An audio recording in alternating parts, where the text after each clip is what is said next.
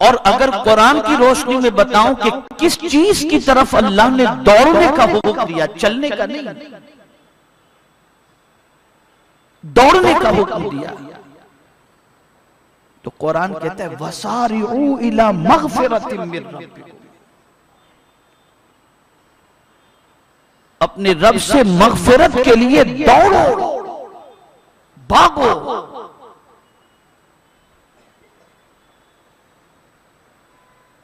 मेरे प्यारे आका सल्लल्लाहु तआला अलैहि वसल्लम के प्यारे दीवानों, सबसे बड़ी चीज ये है कि अल्लाह रब्बुल इज्जत जल्ल जलालहू अपने फजल से हमें बख्श दे, और जिसे बख्शिश का परवाना मिल गया, इससे बड़ी उसके लिए कोई दूसरी नेमत नहीं है। और यही वजह है कि अंबियाए किराम अलैहिमुस्सलातु वस्सलाम के गुलाम और आकाए करीम सल्लल्लाहु अलैहि वसल्लम के सहाबा, ताबईन, तबे ताबईन, औलियाए कामिलीन, सब इसी चीज की फिक्र में थे कि बस मौला बख्श दे, बख्श दे। और जिनको हुजूर ने जन्नत का सर्टिफिकेट दे दिया था, सर्टिफिकेट मिलने के बाद भी अगर उनको फिक्र थी तो बस एक ही चीज की कि मौला बख्श दे। सैयदना सिद्दीक़ अकबर रज़ियल्लाहु अन्हु मौला तबारक व तआला अन्हु इरशाद फरमाते हैं, और एक रिवायत में ये बात फारूक आजम से मुताल्लिक भी है एक मकाम पर, कि अगर रब ये फरमाते मैंने सबको बख्श दिया सिवाय एक के, तो वो कहते हैं कि मैं डरता हूं कि कहीं वो एक मैं ही ना हूं। ये कौन कह रहे हैं? जिनको हुजूर ने जन्नत का सर्टिफिकेट अता फरमा दिया। बड़ी रातें भी इसीलिए आती हैं ताकि उन रातों को हम जिंदा करें इबादत के जरिए, तहमीद व तकदीस के जरिए, तौबा व इस्तिग़फ़ार के जरिए, ताकि रब कदीर जल्ल जलालहू हमारे गुनाहों को माफ फरमा दे। लेकिन उस रात कुछ ऐसे सख्त दिल लोग होते हैं, मैं आज एक ही पहलू पर गुफ्तगू करूंगा, कुछ ऐसे सख्त दिल लोग होते हैं जो उस रात के आने से पहले अल्लाह से मगफिरत का ख्याल तो दिल में लाते हैं, लेकिन फरमान पर अमल नहीं करते। फरमान क्या है और सख्त दिल कौन है? अभी 3 रोज पहले मैं एक मीटिंग में बैठा हुआ था और एक बड़े साहब थे, बाकी सब छोटे लोग थे। मैं समझा रहा था कि भाई फी तलाफी कर लो, अफदर गुजर से काम लो। तो बड़े साहब को तो माशाल्लाह समझ में बात आ गई, खड़े हो गए और उन्होंने कहा कि भाई आज तक मुझसे जो भी गलती हुई मैं उससे माफी मांगता हूं और आइंदा ऐसा नहीं करूंगा। तो छोटों में से कुछ छोटे तो खड़े हो गए, भाई हमने भी माफ किया, लेकिन एक साहब नीचे करके बिल्कुल अकड़ रहे थे। मैंने कहा शायद आपको हुजूर के हाथों से जामे कौसर नहीं चाहिए।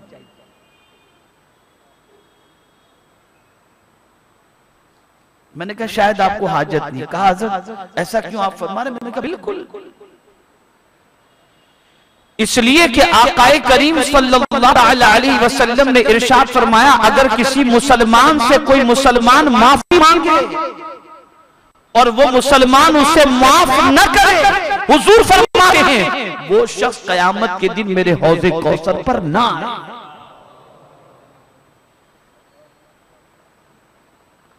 ये शबे बारात जो आ रही है ना, ये मगफिरत के लिए आ रही है, ये मगफिरत की रात है। लेकिन परवरदिगार जल्ल जलालहू इरशाद फरमाता है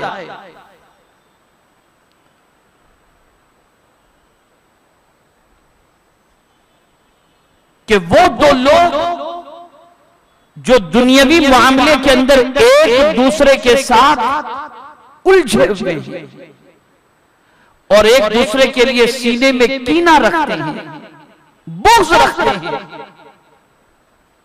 जिस रात परवरदिगार बनी कल्ब की बकरियों के बालों की तादाद के बराबर अपने बंदों की मगफिरत फरमाएगा। रब फरमाता है ये दोनों जब तक एक दूसरे को माफ नहीं करेंगे इन लोगों की मगफिरत नहीं।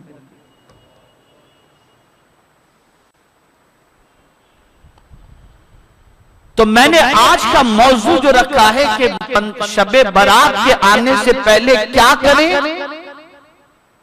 तो शबे बारात के आने से पहले अगर हम ये चाहते हैं कि उस मुक़द्दस रात में अल्लाह हमें बख्श दे और हमें माफ फरमा दे, तो हमें ये करना होगा कि हम सबसे पहले एक दूसरे मुसलमान को माफ कर दें। अब माफी किसे कहते हैं? मैंने आयत की खुज़िल अफ़्व व अमुर बिल उर्फ़ व अअरिद अनिल जाहिलीन। हुजूर सल्लल्लाहु अलैहि वसल्लम से रब ने फरमाया मेरे महबूब सल्लल्लाहु अलैहि वसल्लम माफी को इख्तियार करें, अफ़्व दरगुजर को इख्तियार करें। अब अफ़्व किसे कहते हैं, माफ करना किसे कहते हैं, इसे समझ लो। माफ करना उसे कहते हैं, बहुत अच्छी तरह से याद रखना। हाँ भाई चलो मैंने तुमको माफ किया, ये माफ नहीं है। इस तरीके से कहने से काम नहीं चलेगा। माफी किसे कहते हैं इसे समझो। फरमाया गया अगर तुम पर किसी ने ज्यादती की है और तुम बदला लेने की ताकत रखते हो, उसके बाद भी तुमने उससे कोई बदला लेने का ख्याल भी अपने दिमाग में नहीं लाया, उसे माफ कर दिया, ये है असली माफी। कि बदला लेने का सोचो भी नहीं, ये नहीं कि चलो बड़ी रात से पहले कर दो दूसरे दिन फिर शुरू हो जाए, ये नहीं, फिर ख्याल भी नहीं आना चाहिए। एक बार दिल से निकाल दिया और माफ कर दिया, फिर मिस माफ। और ये रब हुजूर से फरमा रहा है। और आइए मैं आपको बताऊं कि हम में का कोई ऐसा शख्स नहीं, बहुत गौर से सुनिएगा, हम में का कोई ऐसा शख्स नहीं जिस पर इतना बड़ा जुल्म हुआ हो और लोगों ने उतनी ज्यादती की हो जितनी मेरे आका सल्लल्लाहु अलैहि वसल्लम पर लोगों ने ज्यादती, जितनी ज्यादती हुजूर पर की गई इतनी ज्यादती आज किसी पर नहीं की और न की जा रही है। लेकिन फिर भी हुजूर ने किस तरीके से माफ किया। चंद वाकयात समाअत फरमा, एक मरतबा दुरूद शरीफ पढ़ ले। अल्लाहु सल्ली अला सय्यिदिना व मौलाना मुहम्मदिन मअदनिल जूद वल करम व आलिहिल किराम व इब्निहिल करीम व बारिक वसल्लिम सलातन व सलामन अलैका या सय्यदी या रसूलल्लाह सल्लल्लाहु तआला अलैहि वसल्लम।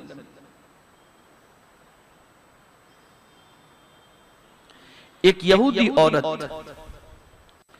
जिसने हुजूर सल्लल्लाहु अलैहि वसल्लम को ऐसी बकरी का गोश्त खिलाया था जिसमें उसने जहर मिला दिया था,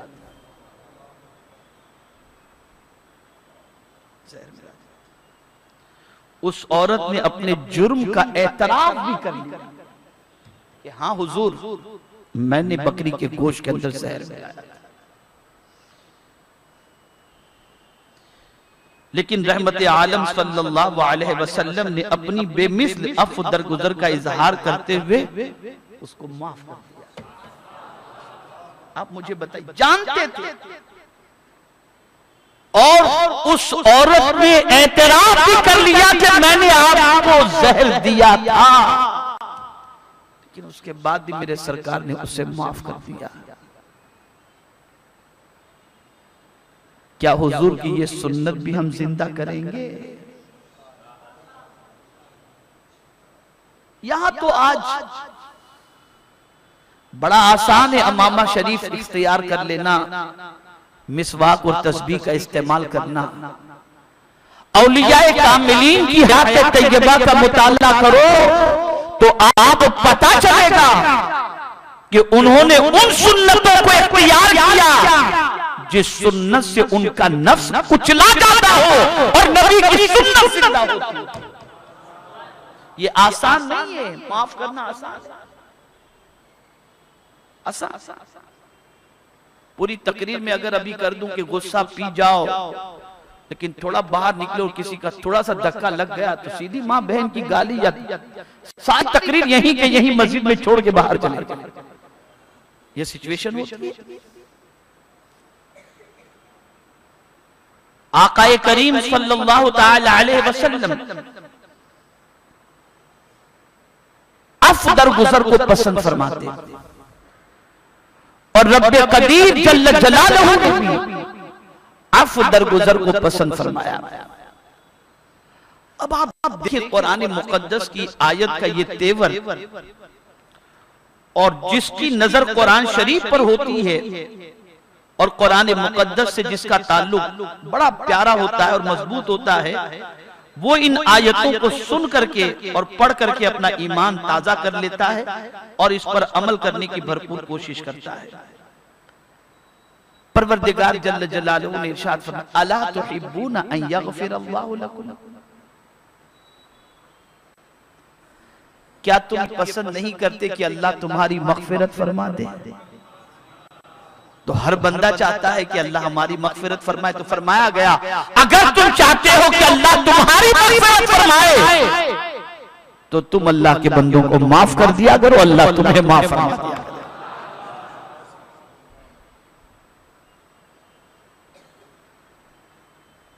मेरे प्यारे आका सल्लल्लाहु ताला अलैहि वसल्लम के प्यारे दीवानों, हजरत बिलाल रज़ी अल्लाह तबारक वो एक चादर चांदी लिए हुए थे और मकाम जाराना पर आकाए करीम रऊफुर रहीम अलैहि तहियत व तस्लीम तशरीफ फरमा थे।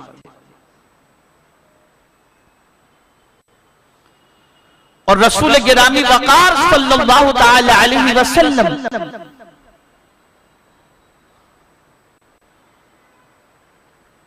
लोगों को तक़सीम कर रहे थे। एक शख्स आया और आकर हुजूर सल्लल्लाहु अलैहि वसल्लम से अर्ज करता है, ए मोहम्मद सल्लल्लाहु अलैहि वसल्लम आदिल करो। सरकार सल्लल्लाहु अलैहि वसल्लम ने जब ये सुना तो इरशाद फरमाया, अगर मैं अदल न करूंगा तो फिर कौन अदल करेगा? फारूक आजम रज़ी अल्लाह ताला अन्हु करीब में खड़े थे। कहा हुजूर इजाजत दें, मैं इस मुनाफिक की कत्ल, इस मुनाफिक के सर को इसके तन से जुदा करूं। सरकार ने रोका, मना फरमाया और फिर फरमाया, इसकी कौम से कुछ ऐसे लोग निकलेंगे जो कुरान पढ़ेंगे लेकिन उनके हलक के नीचे कुरान नहीं उतरेगा। यानी गुस्ताख की अलामत भी बता दी और गुस्ताखों की सिचुएशन क्या होती है ये भी रसूल आज़म सल्लल्लाहु अलैहि वसल्लम ने बता दी। आज अगर वहाबियत और देवबंदियत कुरान की बात करते भी हैं, लेकिन आप अगर देखेंगे तो उनकी रविश, उनकी जिंदगी के लम्हात कुरान के मुताबिक नजर नहीं आएंगे। वो रास्ते में खाते भी नजर आएंगे, पीते भी नजर आएंगे और ताजदार कायनात सल्लल्लाहु ताला अलैहि वसल्लम को माअज़ल्लाह अपने जैसा बशर कहते हुए भी नजर आएंगे। ये उन्हीं की नस्ल से।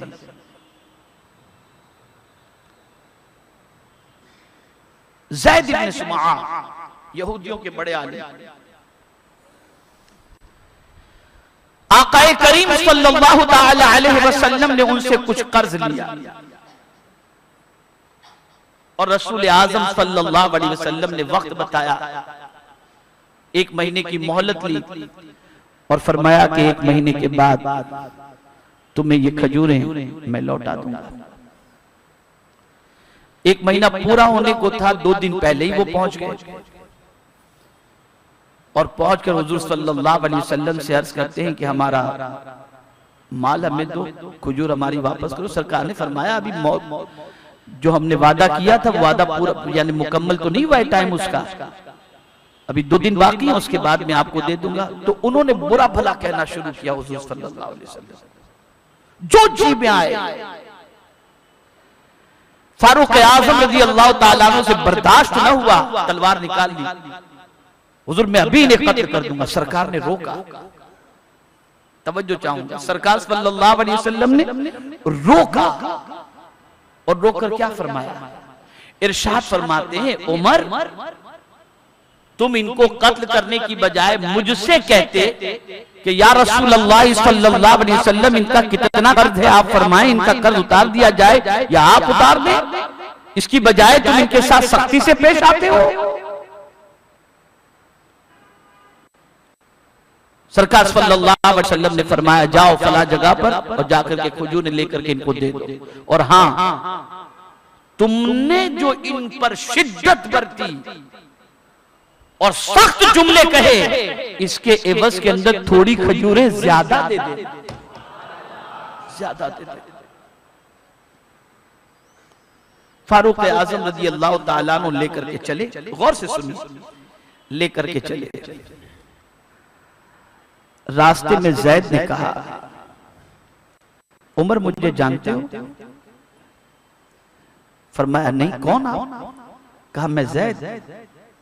कहा अच्छा, वो यहूदी आलिम। कहा इतने बड़े आलिम होकर हुजूर की शान और अजमत जानते हुए भी, और तुम्हारी किताबों में हुजूर की अजमत लिखी हुई है, सब कुछ जानते हुए भी तुम हुजूर से इस तरीके से बात कर रहे थे? कहा सुनो, मैंने एक नबी में जितनी अलामतें होनी चाहिए वो सारी अलामतें मैंने हुजूर में देख ली थी, लेकिन 3 अलामतें देखना बाकी थी। एक तो मोहर नबुव्वत देखना था, एक अगर इनके खिलाफ कहा जाए तो ये जवाब में गुस्सा करते या हिल्म का मुजाहिरा करते, और तीसरी चीज ये देखनी थी कि इनसे अगर कोई बदकलामी करता है तो ये इंतकाम लेते हैं या माफ करते हैं। उमर, मैंने मोहर नबुव्वत तो देख ली थी, लेकिन ये माफी वाली कैफियत हुजूर में देखनी थी, तो मैंने हुजूर को सख्त सुस्त कहा, लेकिन जवाब में हुजूर ने जिस तरीके से मेरे साथ मुजाहिरा किया और पेश आए, उमर सुन लो, गुस्ताखी की नीयत नहीं थी, अलामत नबुव्वत जानने का ख्याल था, गवाह हो जाओ मैंने वो अलामत देख लिए और कलमा पढ़ करके वो मुसलमान हो।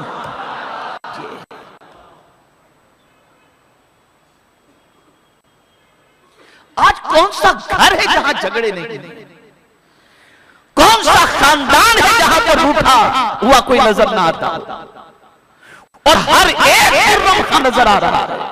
यहां सास देखो तो उसका मुंह अलग चढ़ा हुआ है, बहू देखो तो उसका दिमाग आसमान पर है। अजीब सिचुएशन है।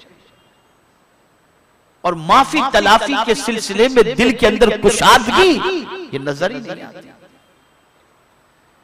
तो शबे बारात की आमद से पहले अगर हम ये चाहते हैं कि अल्लाह हमारी मग़फ़िरत फरमा दे, तो हमारे लिए जरूरी होगा कि हम हर मोमिन मुसलमान जिसने भी हमको अज़ियत पहुंचाई हो, तकलीफ पहुंचाई हो, ज़ाती एतबार से हम अल्लाह के लिए उसे माफ कर दें। और माफ का मतलब यह है कि हम उससे किसी मुआखज़े का सवाल, किसी मुआखज़े के सिलसिले में सोच भी अपने दिलो दिमाग में न लाएं कि हम मुआखज़ा करेंगे, सोचेंगे नहीं कुछ भी।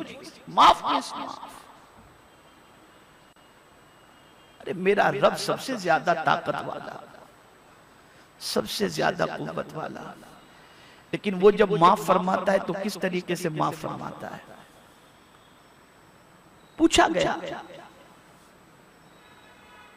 कि रब तो अपने बंदों की माफी को कबूल फरमाता है और बंदों की गलतियों को माफ फरमा देता है, लेकिन जमीन तो गवाह है जिस जमीन पर उसने गुनाह किए, आजाद तो गवाह है जिस आजाद से उसने गुनाह किए, ये तो क़यामत में गवाही देंगे।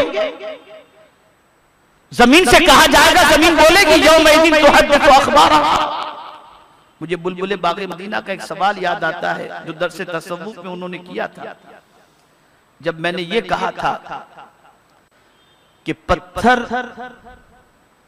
फायदा नहीं पहुंचाते, मिसाल के तौर पर आजकल मोगरा पहन लो ही और पता नहीं पन्ना पहन लो, पोखराज पहन लो, ये सब पहन लो, इससे माल आता है, अकीक पहन लो, इससे माल आता है, और खूब चली है ये दुकान, और लोग पत्थरों पर भरोसा करने लगे, तो अब तो पत्थरों की पूजा ही बाकी रह गई। तो मैंने उस वक्त ये कहा था दर्से तसव्वुफ में कि अगर कोई पत्थर सबसे बड़ा होता तो हजरे अस्वद है, वो जन्नती पत्थर है, लेकिन फारूक आजम उस पत्थर को देखकर फरमाते हैं कि ए पत्थर, तू न नफा दे सकता है न नुकसान, मैं तुझे सिर्फ इसलिए चूमता हूं कि मेरे मुस्तफा ने तुझे चूमा था। तो बुलबुल बागे मदीना ने कहा था कि भाई इसके हवाले से तो बुनियतुत तालिबीन में ये है कि क़यामत के दिन ये बताएगा, ईमान मोमिन के ईमान की गवाही देगा, काफिरों के कुफ्र की गवाही देगा। तो ये तो है। तो मैं बता दूं, ये सिर्फ उस पत्थर के लिए मखसूस थोड़ी है। कुरान कहता है यौमइज़िन तुहद्दिसु अख़बारहा, क़यामत के दिन जमीन को अल्लाह कुव्वत गोयाई देगा और जमीन भी गवाही देगी कि मुझ पर इस बंदे ने ये किया। जमीन गवाही देगी। तो ये न तसव्वुर किया जाए कि खालिस वो पत्थर, वो तो एक मखसूस पत्थर के हवाले से ये बात है ही, लेकिन आप ये न समझें कि वहां जाकर के वो पत्थर को चूमने पर वो पत्थर गवाही देगा और बाकी पूरी दुनिया में जमीन के ऊपर हम गुनाह करें जमीन कुछ नहीं बोलेगी, बोलेगी जमीन। लेकिन कुर्बान जाइए मेरे रब की रहमत पर, मेरे रब की रहमत पर कुर्बान जाइए। खुदा की कसम, उसको जितना अपने बंदों से प्यार है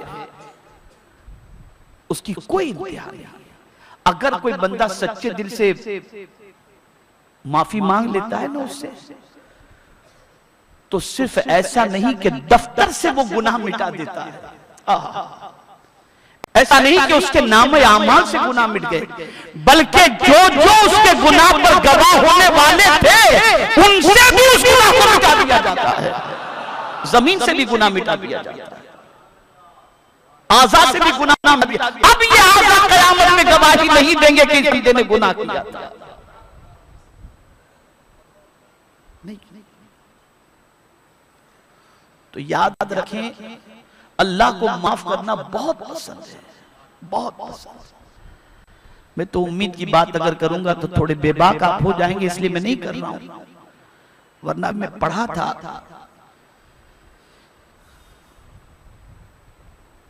एक बुजुर्ग के हवाले से, तो बड़ी अजीब उनकी सिचुएशन थी। एक बुजुर्ग बड़े आबिद ज़ाहिद, बड़े मुत्तकी और परहेजगार,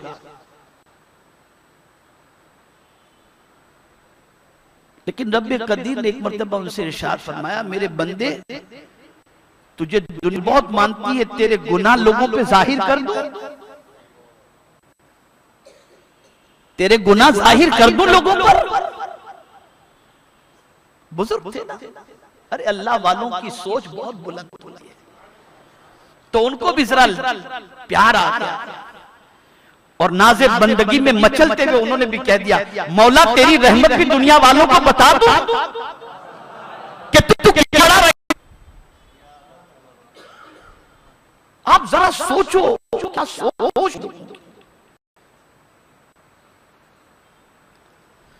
तो यकीनन मेरा मौला बहुत करीब है, उसने रातें इसलिए दी ताकि हमारी मगफिरत हो जाए, बड़े दिन इसलिए दिए ताकि हम बख्शिश का परवाना हासिल कर लें।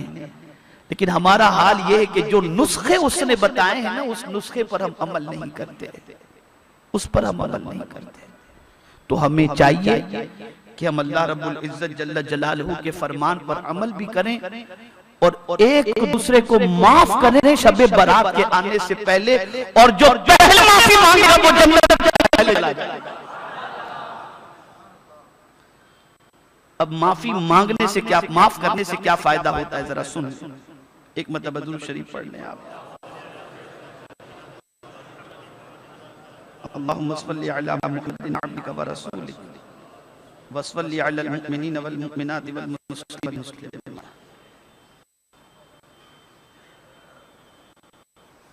पहले तो आकाए सल्लल्लाहु अलैहि वसल्लम का एक अमल समाअत फरमाएं। उम्मुल मुमिनीन हजरत आयशा सिद्दीका रज़ियल्लाहु ताला अन्हा ने फरमाया, हुजूर सल्लल्लाहु अलैहि वसल्लम कभी बुराई का बदला बुराई से न लेते थे। कोई बुराई करता था ना, तो बुराई से हुजूर बदला नहीं लेते थे, बल्कि आप माफ फरमा देते और दरगुजर फरमाते। इसको मैं छोटी सी मिसाल के जरिए बताऊं जो आपकी दिमाग में बात आ जाए। क्या करना चाहिए? गंदगी गंदगी से साफ होती है या पानी से? बस। तो कोई बुराई करे, आप पानी से उसकी बुराई धो डालिए, माफ कर दीजिए आप।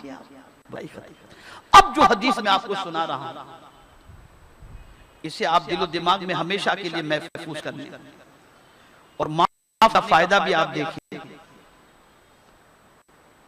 आकाए करीम सल्लल्लाहु अलैहि वसल्लम का पैगाम हजरत अबू हुरैरा रज़ियल्लाहु ताला अन्हु फरमाते हैं, सदके से माल कम नहीं होता।